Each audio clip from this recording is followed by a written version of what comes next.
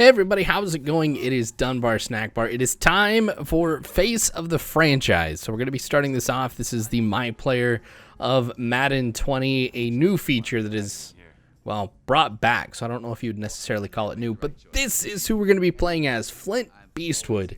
Now, because I'm playing this a month after the game has come out, I am not going to go through all of the cutscenes and stuff like that. There's plenty of content like that out there. I don't necessarily want to duplicate it, but the story of Flint Beastwood as a player is what I do want to show you. So the two college football games, I'm going to go ahead and compress this into one because there's a lot of things I couldn't change. I couldn't change the length of the quarter. I couldn't change the type of audio that existed because I personally don't like doing commentary over other commentary, and so I couldn't turn that off. So it's going to probably be a little bit quieter than what you guys are used to. I definitely have it set up to be on the right settings once we start playing in the NFL. So starting off the college football career for Flint Beastwood, it is a sack. Not necessarily too great. So this is the first game period I have played on Madden 20. So again, as I have been with a couple other games lately, I am going to be pretty rusty, but we'll see how this goes. What I had read prior to starting this is that you do kind of play on an easier mode for your first game, and then they turn up the difficulty for you if you win this one. So let's hope that I win this one. You can see I'm playing against the Texas Tech Red Raiders. You do get to choose who you or what team you're going to play for, and also what team you're going to play against in the semifinal. I decided to go with Texas Tech for a couple of reasons. One was way back in the day, I had this absolutely amazing Texas Tech Red Raider dynasty. Not one that I did on YouTube. This was before I did YouTube. But it was like, I loved the air raid offense, and I just passed all day. It was a ton of fun. And I haven't really been able to play against Texas Tech or play for Texas Tech. I did decide to go with Oregon, though, just because I have played Oregon Dynasties far more, and that was just kind of nice to have that back. So nothing against Texas Tech. It was just kind of cool to be able to see them. Honestly, I will admit this. I was surprised to see Texas Tech was one of the schools that was selected to be part of this. I didn't get across the goal line there, just 1 yard shy. I do want to get the credit here for that run, so I am going to run it straight forward to get the first touchdown in Flint Beastwood's college career, and obviously of this series too. Now I am going to show just offense. I don't necessarily, or I guess for the sake of making sure that we keep things compressed and short, it's going to be far better if I just show offense than I just show the entire games. But I am thinking of doing something where if you guys support me on Patreon, I'll release the full games. I don't know if you guys want to watch something like that, though. So comment, let me know below if you would want to see full games on Patreon or something like that, because I'll be happy to upload them if that is the case. I may have to cut some stuff, though. If I have to take a bathroom break, I don't want you guys to sit through the pause menu and stuff. That'd be the only thing that I just go ahead and edit. But anyway, getting to the game, because I know that's what you guys are here for. Rolling right, and I did create Flint Beastwood as a scrambler, so you should be seeing, hopefully, a lot of running plays like that, except I should be sliding. Anyway, another rushing touchdown for Flint Beastwood.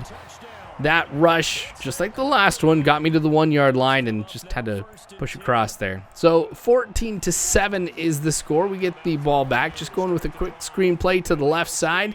But I've got some room in front of me, be able to pick up some good yards after the catch. I've been throwing a lot of screenplays, I feel like, in the college football series that I'm doing on Madden 19. And it'll be interesting to see if it kind of trickles over here into Madden 20. That was another reason, too, why I did kind of want to rush through this. I probably, if I wasn't doing that NCAA football series, I probably would have savored this opportunity to be able to show and post, and wow, what a terrible scramble, but show and post NCAA football. But thankfully, we've got the mod for Madden 19, which will be coming out on Madden 20 at some point in the future, that allows us to be able to play these types of college football games. So I'm excited that I still get the chance to be able to show that. Anyway, halftime, we are up 17-7 against the Red Raiders. Now, during this halftime cinematic here, basically what happens is I'm being told that I'm doing a good job. I'm also approached by the coach because there's this huge overarching story about how Flint Beastwood, or whatever quarterback you create, was one of the top recruits in the country. Somebody else transferred in, and you basically had to sit for 4 years. So that's where the coach was like, I'm so sorry I did that to you. And I just chose to forgive him. I don't necessarily care too much. Of all the places to hold a grudge in a video game, all right. Oh, double whammy right there is we've got holding. Okay, let's just keep it going. You guys have probably noticed it's a lot of passing. This is probably not good for the, I guess, overall Madden strategy, because I'm going to get used to passing the ball all the time. But I care about Flint Beastwood's statistics. I want him to be able to get those big stats. The only way to be able to do it is if I run the ball. There's the argument that could be made, though, that by rushing, you open up the pass a little bit more, too. You just go, well, play action's not going to help too much either if I don't run the ball that much. I don't know. We'll see what happens. I honestly feel like rushing is better in Madden 20. That part I know already than it had been previously, so maybe there'll be more opportunities to run. We'll have to wait and see. All right, in the red zone here on 1st and 10, rolling right. Tried to get it to Y right there, but got sacked right before I made the throw, and that's okay. Honestly, we're up by 10. Don't want to necessarily feel like I have to get a touchdown right here. And in passes like that are incomplete, where I felt like I did kind of rush it, or tried to thread the needle there when I didn't necessarily need to. That might be a problem if I keep doing that. Also, if my if my offensive line decides not to block for that long, that's going to be a problem as well. All right, we'll go with yet another field goal right here with 2:49 left to go in the third quarter. Up now 20-7. So it is a 2-possession game, but if they do get a couple touchdowns, then that's going to be a problem. Anyway, get the ball back pretty quick. I think it was an interception that I was able to get the ball back on. There we go. That, honestly, is the type of play that I just love to do, where I roll out one direction, and I'm taking a look to see how much green is in front of me. If I don't see a lot of green, I'll just make the quick throw. Obviously, it works best when they're in zone, and I didn't mean to do the pump fake right there. I accidentally pressed whichever button I was pressing right there more than once, which is how you do the pump fake. But whew, that was dangerous. Honestly, if the cornerback was, I guess if we were playing on a higher difficulty, I wouldn't have been surprised if the cornerback would have gotten the INT right there. This has been working so well, just the comeback. So Anderson's gotten a lot of yards on the on catches just by going over that direction. Here we go, trying to run it, and this is what I mean. It doesn't work too well. We're in the fourth quarter, up 20-14. This is going to be 3rd and 14. It's important that we get the first down right here. I make the catch, but I'm a few yards shy. But it works out. We punt it after a few plays. The game's over. We win 20-14. Not necessarily the prettiest game, especially on the defensive side, that I've had, but we'll see how the other games unfold. Now, in between games, there's also some advancement of the story too. So you meet this girl who, I think she has leukemia or something. And you have to make a promise to her, or you can make a promise to her. So mine is to get 4 passing touchdowns in the next game. we'll see if that's something that I'll be able to do. Question is, how much of that is going to be my motivation for how I play, because the best friend of your quarterback, which is your wide receiver, your primary wide receiver, there's a story about him losing his brother, and then he said his brother, or he made a promise to his brother that he was going to win the national championship, and so you are not supposed to mess up this opportunity. All right, well, if it comes down to getting the win or trying to get that 4th passing touchdown, I'm obviously going to go for the win. And already I'm noticing that, yes, the difficulty is a lot tougher than it had been in the previous game. Now I'm going up against the Miami Hurricanes. Oh, man. Looking back and watching this, like, it really is a different experience going back and watching these, doing commentary over them, because it's like, oh, that could have been intercepted pretty easily if the middle linebacker would have tried to go for that one. Oh, man. Okay. Pick up of 8. That's all right. Let's just keep going. Game is tied at 7. Still in the first quarter here. Another screenplay. Not the pickup I would have wanted. That defender really shed the block pretty quickly, and it put me in a situation where I was kind of frantic to pick up any kind of yards right there. All right, another good pickup, this time of 9.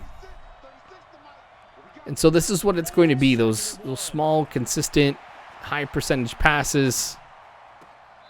Ooh, did he stay in bounds? He had to have. Okay, good. I was worried that he hadn't.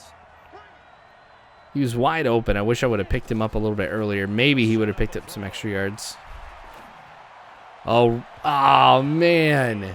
That would have been a nice pass. That ends up being 4th and 10. So I'm going to go for the long field goal right here. This is 55 yards, if I recall correctly. Yep, 55-yard field goal. That's got to be one of the longer ones I think I've had in Madden, period. I think the longest one I ever had, I got it set up perfectly. This was way back in the day. I'm talking, this might be like PS2 or, gosh, I even remember having Madden on Super Nintendo way back in the day. But yeah, it set up the game with like maximum win possible, and then just try to go for the longest field goal ever. It wasn't even a field goal situation. It might have been like 2nd and 4 or something, and I tried to go for it. But that's got to be, at least in more recent times, one of the longest field goals I've been able to get. Oh, if only I had prepared for that. A lot of those times where I go over to either the left side or the right side on that kind of route where he just comes right on back, he's tackled immediately. But that time, he gets around the defender, and I'm not ready for it, so it still doesn't get me that much of anything.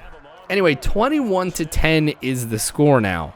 This is kind of embarrassing. I'm down by 11, and with that interception, it makes the embarrassment just even like more of a factor here, because it could be 28-10 going into the locker room. Fortunately, we've got a defensive stop. Looking at 21-10 in what is the national championship game. So in this halftime cinematic, my wide receiver is telling me I'm doing a crappy job. I need to do better, because he's like, do you know how much this game means to me? And that's why Flint Beastwood was like, what? Of course I do. Anyway, really doesn't matter too much, I feel like, right there. Yes, I know I've been doing a rough job, but it's playing Madden 20 for the first time on a higher difficulty. I guess it is kind of rough when you play on the easier one. That's just what you get used to, and you get into some habits, and doesn't carry on over to the higher difficulties. Again, offensive line costing me some problems. That sack, not good, but 3rd and 10. Oh, so lucky that was not intercepted. Trying to force something here. Now with the field goal that Miami gets, it is now a 14-point game. The pressure that I feel right here is to just be getting some deeper passes, big pickup on yards, especially since we've got 6 minutes left to go. That's how long each quarter is. So we're in the 4th quarter, and I'm down by 14. rolling right with a lot of green in front of me. I really wish that there was an opportunity for the wide receiver to not just stand there in the middle of the field, but to actually try and come back and set up a block. That's okay, a decent pickup. Let's just try and keep this going. Looking for a deep pass. There we go. All right, so now I'm able to close it here within 7 after we get the extra point. So 24-17. I get the ball back pretty quickly. So I've got 3 minutes, 35 seconds to get another touchdown to tie this game up. The way that Miami is playing as far as the passing game goes, there's some opportunities to kind of mix things up since I have done a lot of shorts and medium range passes. Some of those deep balls are, you know, going, there I go saying something like that again. It made me think of something else. Something I did not intend to say. Those deep passes. Anyway. I'll get that figured out at some point. Okay, drive still going. 2 minutes, 10 seconds to go. Let's look and see what options that I have here. Nice. Offensive line able to hold off for me. And I'm back to the 1 yard line. So this is the 3rd time in the game. So every single touchdown I've gotten, I've been stopped at the 1 yard line. And I got to put together like just a quick play here to pick up that 1 yard. Rolling to the right. There we go. There is a touchdown for Flint Beastwood. We're going to go for 2, though. This is risky. I could lose the game right here, or I convert, and now I am up by 1. 25-24 is the score. 1 minute, 17 seconds to go. This one is going to be caught, but the fumble at the 20-yard line going to get across into the end zone for a touchdown. I am not going to try and go for 2 again, even though that would seal the deal for me. I am up by 8, 32-24, 56 seconds left to go. Miami with a good pass. And that flag on the play is going to give them another 15 yards, and that was on 4th and 17. So what a miraculous conversion right there for Miami. How fortunate it was for him, too. Not too soon after, with 19 seconds left to go in the game, they get a touchdown themselves, so they're going to have to go for 2. The game is going to come down to this one play right here. All right, even watching this, it's tense, but we get the sack. Game is going to be over with that one. The Oregon Ducks are going to get their very first national championship. So Flint Beastwood leading them to that big win.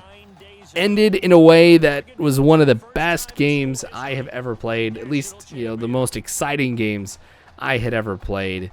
So I've got a good first impression for how this series is going to go. Now, going to get the trophy. I don't think they do an MVP, but, you know, there's a big, hey, you know, celebratory type of cinematic, you know, talk to the wide receiver. They do a huge thing about him and his brother. But what I'm going to do in the next episode, and I hope you guys come back for that, is I will show you what team ends up drafting me, and we'll go through the first couple games of it too. So I don't want to spoil too much. I'm just letting you know what is going to come. So make sure you guys subscribe and hit the bell icon if you have not already. It's important that you guys do that to get those types of notifications when these episodes ends up coming out. If you want to join in on the conversation about sports, the channel, whatever you want within reason, the Dunbar Snack Bar Discord is in the description below, as well as the link to Patreon. So if you want to help this channel to grow, if you want to help support me, Patreon is a great way to do that. I've got some big plans that I need your guys' help with. But anyway, that is going to be it here for this episode. I really appreciate you guys stopping by. I hope you are as excited as I am for what this series holds. But anyway, you guys are awesome. You really are. Thanks for watching. Until next time, I hope you guys have a good one.